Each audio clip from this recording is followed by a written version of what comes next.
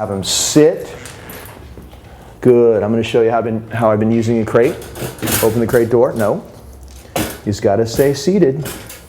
Notice I'm not holding him in place. The leash is loose. No. No. So if you have this problem, just do this. See what I'm doing here? Keep the leash loose. Open the door. Pat his chest. No. He's got to wait until you actually allow him to go. Don't let him jump the gun. Go in your crate.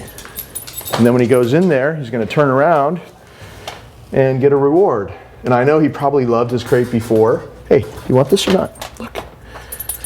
But if all good things happen in the crate, positive interactions, when he goes in he gets a reward, or even if he won't go in for a while, I threw pieces of chicken in and he followed them in until he got used to the routine. This is a happy place for him. He loves to isolate in his crate, so you can use it to your advantage because he's got to really sit and wait for your permission to go in. He loves it in there. That's his den. Dogs are den animals, so it's not cruel. When he's in there, hey buddy, come here. You take off his prong collar and his choke chain. And we always put these things on because the choke chain is just for safety and hangs loose around his neck. You'll notice that. You see it throughout the video. If the prong collar ever happens to come off in public, then the choke chain comes into play like that and you don't lose him. That's why we use the choke chain. We don't use the choke chain for training. It would be very dangerous. It's just, there's no safety on it and it would choke him all right there, and it's very old-fashioned, so we don't use that for training. The prong collar may look scary, but it's much kinder. This is the smallest prong collar that they make, commercially at least. And it's fitted to the size of his neck, so it will only close so far. When you do give it a little prompt, like you've seen me doing, it's just a little tug and release. It closes all the way around with the same pressure, all the way around the back of the neck and the front. So it's like that. It's not all right there. And if you use it the way you see me using it throughout the video, you'll never hurt him. And then when you take it off of him and he's in the crate, you can just hang it up on the door. That's what I always do. You put this stuff wherever you want. I'll put it up here on the doggy bed there. But if you bunch this up in a pile like that, it could get tangled up. So that's why we do that. And when we take him out of the crate, if I'm going to take him outside on a walk, I'm just going to put everything on him in the crate, because taking off and putting on his equipment in the crate precludes him from jumping around and getting excited. And you know how if they're excited to go for a walk, or even if they're just coming back from a walk, they'll duck like this and they'll be disrespectful, and it's a hassle and you have to struggle with them, and we want to eliminate that. He needs to learn to be calm when you're handling him, and if you use the crate this way, he will be. So we teach him this boundary is under your control. He doesn't come through going in or coming out until you allow him to go through it. So when you open it, he needs to wait. Whoops, sorry. Good, and he gets a reward if he waits. If he tries to come out, no. Give that a little slam. It's not about slamming it really hard. It's more like a token slam, but he knows what it means. And so when he first came, good. I practiced that exercise where as long as he waited there without coming out, good. He got rewards. So he learned pretty quickly how it worked. And so first I'm going to put on the choke chain. And I can just see my hand through there with a little reward. Give that to him. And as he munches on that, then you can just put it over his head, and then you take the prong collar and just attach it to the leash so that it's already hooked up to the leash when you put it on.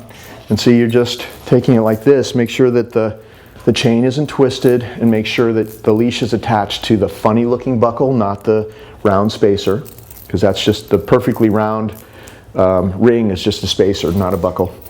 So it should be like this. And you just reach in and put it around his head like this. Good boy.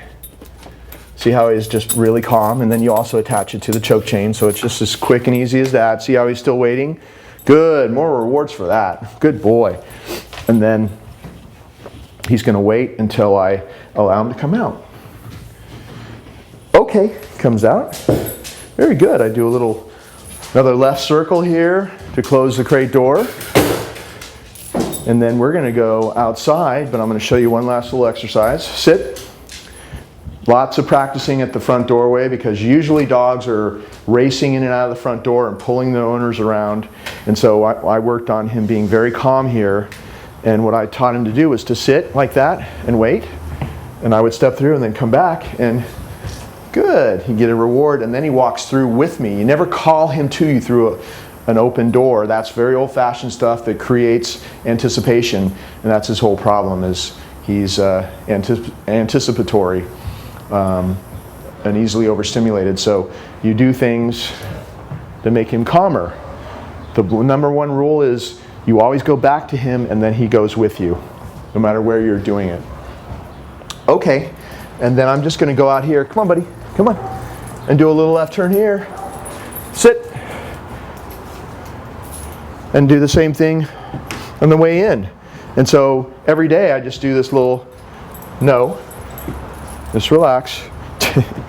He's getting unfocused now. I just do this little exercise where we go in and out, in and out. I step in or I step out, come back. He waits for me. Good. And then we go, okay. And then maybe I would just like let him be loose in here, or in the other house we practice in, and sit. We'd be done. Or maybe I do this a couple times, we go for a walk. So the lesson to him is that just because we're doing this at the front door doesn't mean that we're going on a walk. Maybe it does, maybe it doesn't, but it doesn't matter because it's done the same way every time. So teaching him to be super calm in this zone really affects other places, like the curbs. No, he always is getting distracted by things, and you just need to put him back. Stick with the program. Good. So teaching him to be calm at curbs and doorways and gateways and all that is very important. So now we are gonna actually leave and go for a walk, and that's it. Okay.